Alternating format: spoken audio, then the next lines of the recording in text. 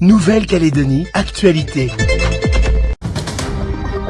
Le budget primitif du pays ne fait pas l'unanimité pour l'instant. À plus de 80 milliards, les élus s'y penchent encore jusqu'à demain.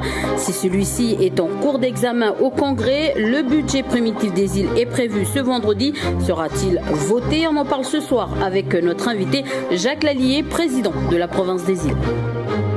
Les Cagoux se sont envolés pour la France hier soir. Les moins de 16 ans disputeront le mondial de Montaigu, un départ de Tontouta que nous avons suivi. Et enfin, la préservation de la ressource est primordiale. Ayaté, Mamie Euphrasie, le fait à sa manière avec les bénitiers. Cédric Tia l'a rencontré à Ayaté. Wagiri, c'est votre instant du mercredi et c'est à la fin du journal. Plus de 80 milliards, c'est le montant du budget primitif 2023. Les membres du gouvernement et les élus étaient réunis au Congrès pour le premier jour de l'examen. Sans surprise, ce budget a été établi dans un contexte économique fragile et sans surprise, il ne fait pas l'unanimité. Les précisions de notre journaliste sur place, Audrey Poidi. Sortie de crise sanitaire, conflit en Ukraine, différents déficits, le gouvernement avait des marges de manœuvre financières réduites pour établir ce budget primitif 2023, d'autant qu'il a été réalisé sans l'aide de l'État. C'est ce qui explique qu'il connaît une diminution de 11% par rapport à celui de 2022, car malgré des recettes fiscales exceptionnelles enregistrées, le taux d'endettement de la Calédonie atteint un niveau record et son fonds de roulement est très faible. Sans surprise, le groupe Les Loyalistes, par la voix de Philippe Blaise, a exprimé son manque d'enthousiasme quant au budget, estimant qu'il n'est pas très équilibré. Ce à quoi Philippe Michel de Calédonie Ensemble lui a répondu « Vous héritez de l'inaction du gouvernement précédent à mener des réformes et de la trajectoire de surendettement engagée à travers l'annexe 6. » Malgré les désaccords, l'examen du budget primitif 2023 s'est fait dans le calme. Pour rappel, l'année dernière, les élus non indépendantistes avaient boycotté la séance. L'examen du budget 2023 doit se poursuivre dès demain matin.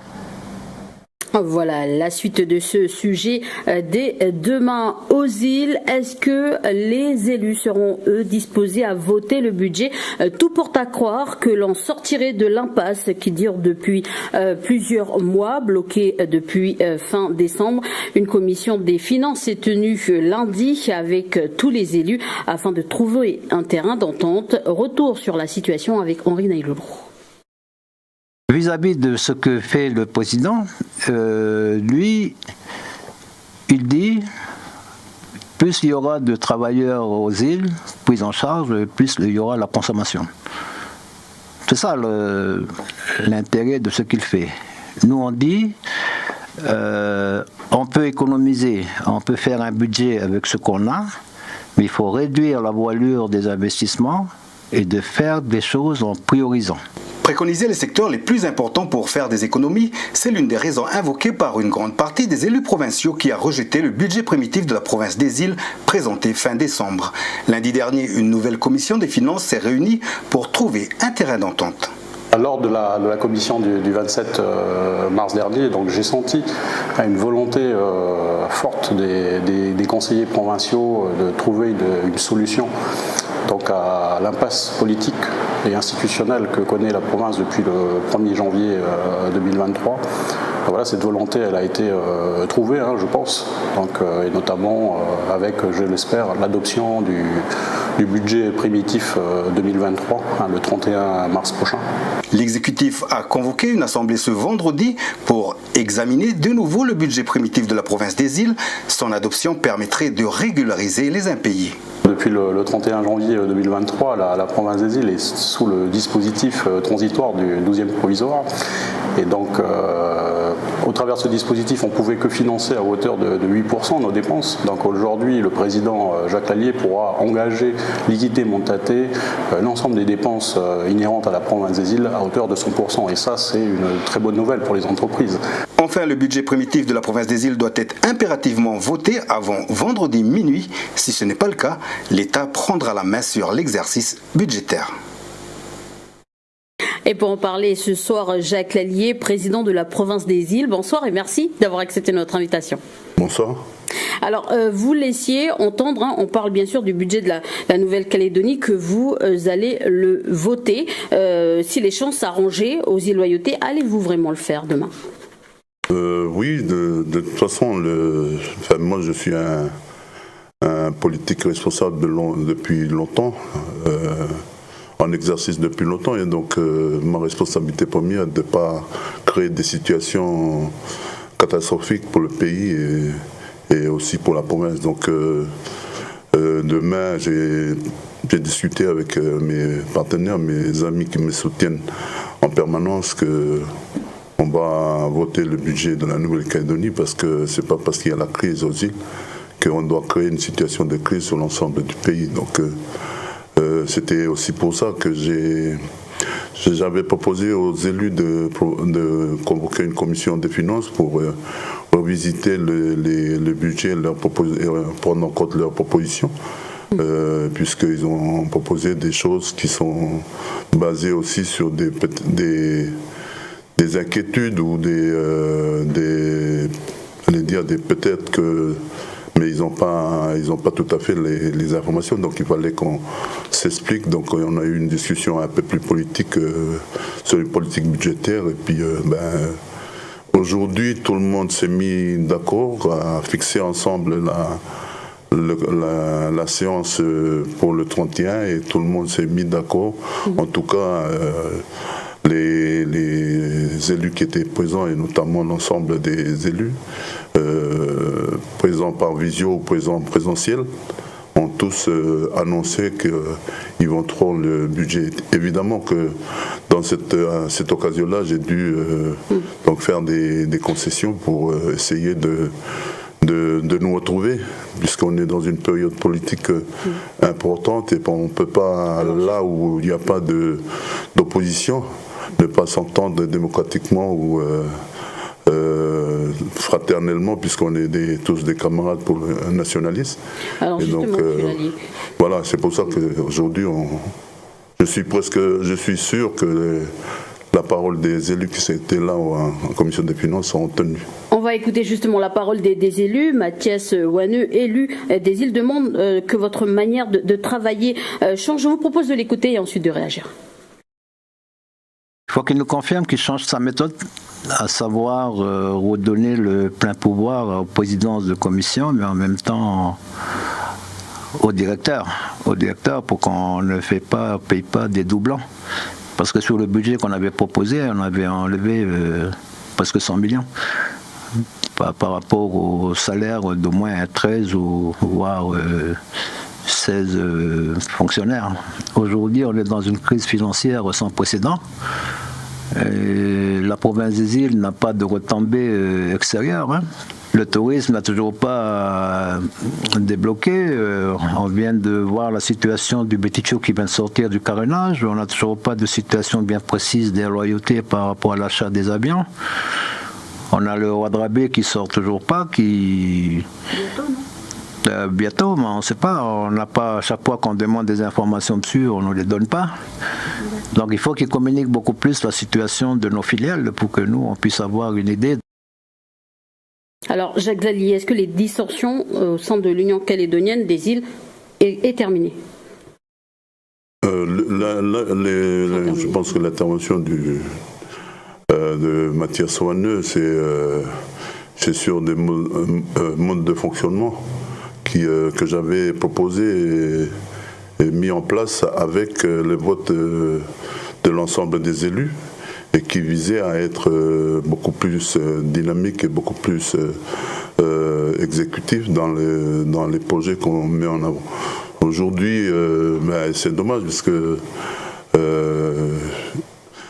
il est membre de la SODIL, et que s'il a des explications à donner, ce serait dans le conseil d'administration de la SODIL. Je rappelle aussi qu'il était président de la SODIL pendant une douzaine d'années, donc c'est quand même aujourd'hui parler des situations qu'on a déjà créées, c'est un peu prendre le monde à l'envers, mais je pense que tout ça, et on a pu hier, en tout cas avec la technique budgétaire qui a été empruntée par la Nouvelle-Calédonie, notamment de réutiliser vite les excès au lieu d'attendre des budgets supplémentaires, ça nous a permis justement de dire on va, pour le moment, on va m'autoriser à aller chercher des prêts, autorisé à négocier des prêts, mais le prêt qu'on a inscrit dans le budget et notamment l'autorisation qui était dans la délibération de négociation était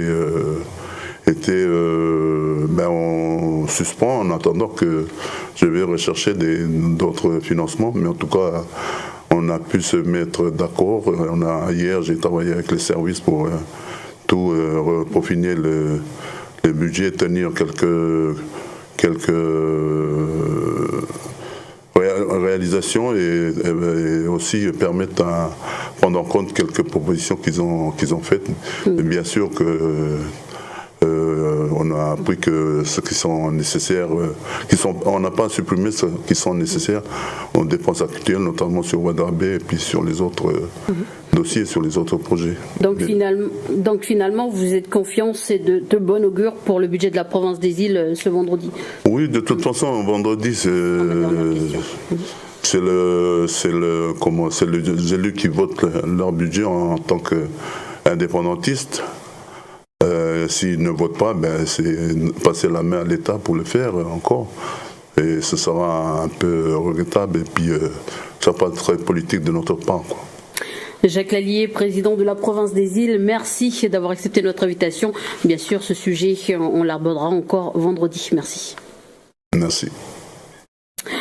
En bref, c'est Pierre Frogier, sénateur du Rassemblement, Alcide Ponga, président par intérim du parti, et Virginie Ruffnack, présidente du groupe de l'Avenir en Confiance, qui se rendront à Paris pour représenter le Rassemblement, l'unité, l'histoire à assumer, l'héritage ou encore l'unique. Elles seront des sujets qu'ils aborderont à Paris. De drôles de conseillers ont siégé hier à la mairie de Wailou. Les délégués de classe du collège de Wani se sont installés dans la salle du conseil pour assumer pleinement leur devoir de représentants. Les enfants suivent une formation et pour la première fois cette année, celle-ci était organisée à l'hôtel de ville. Un reportage d'Aurélie Chéran. Néron, le oui à voter. Rien ne va plus dans la salle du conseil municipal. Les délégués élisent leurs représentants au conseil d'administration du collège. C'est le coude à coude entre Marianne et Jimmy, puis après quelques minutes de suspense. Donc, le premier délégué au conseil d'administration est Jimmy Poukiou avec son suppléant Jenal Wabourou. Bravo. Jimmy est reconduit au CA, une fierté pour cet élève qui a à cœur de défendre ses camarades. Parce que tout le monde a voté pour moi, je suis fière de moi. Pour la première fois, la formation des délégués de classe du collège de Wani est délocalisée à la mairie. C'est pas tout le temps que les enfants comme nous ils viennent ici, c'est une exception de la part de la mairie. Un lieu symbolique car placé au centre du village, comme c'est le cas des 33 communes du pays. La mairie est le centre de la vie civique locale. Elle est aussi le lieu de vote des échéances électorales, l'occasion ici pour la CPE d'y organiser des élections et de former ses élèves au rôle qui leur incombe. Il y a tout un travail de respect, d'écoute, d'entraide, de solidarité.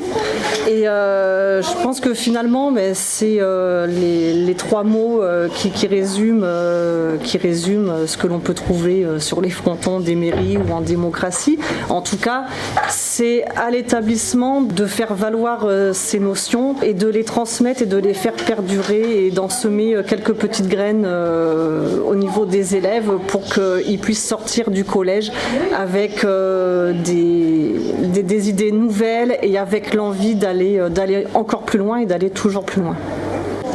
Ces collégiens ils proposent des choses pour la classe. 3 heures dans les sièges des conseillers municipaux, de quoi donner du courage pour toute l'année.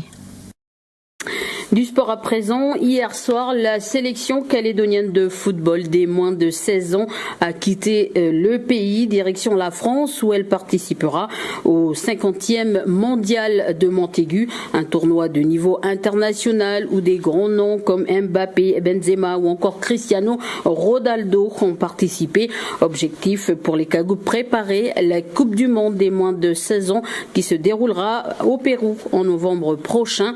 Michel Pambé.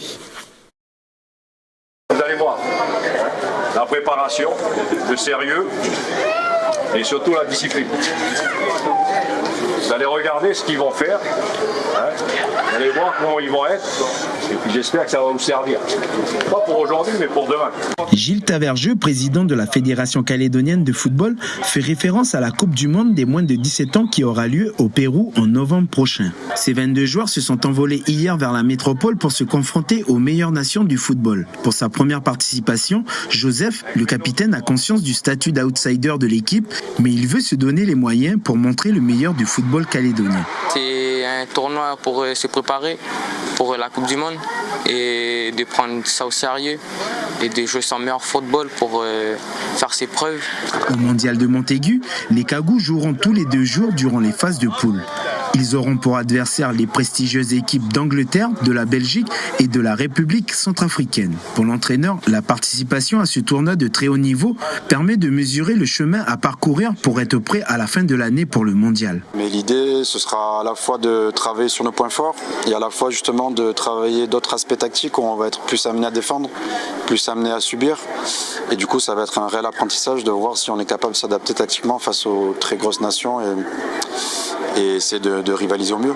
Au-delà de l'aspect footballistique, cette première participation est avant tout une grande fierté pour les parents des joueurs, comme en témoigne Émile Saïko, le père de Jean-Yves, attaquant de la sélection. C'est un honneur pour moi, personnellement, mon papa et aussi ma femme, et à la famille, le clan, la tribu, jusqu'à l'île et jusqu'à le territoire, la Nouvelle-Calédonie-Kanaki. Les jeunes Cagous débuteront le tournoi de Montaigu avec un redoutable adversaire, l'Angleterre. Ça sera le 3 avril à 3h du matin pour nous sur Calédonia. Voilà, comme le disait Michel Pambé à l'instant, tous les matchs des Cagous seront diffusés en direct et rediffusés sur Calédonia. Premier adversaire, l'Angleterre. Rendez-vous sur votre chaîne dans la nuit de dimanche à lundi dès 3h du matin. Et le match sera diffusé à 6h et 23h toujours le lundi. C'est votre rendez-vous du mercredi, Wageri.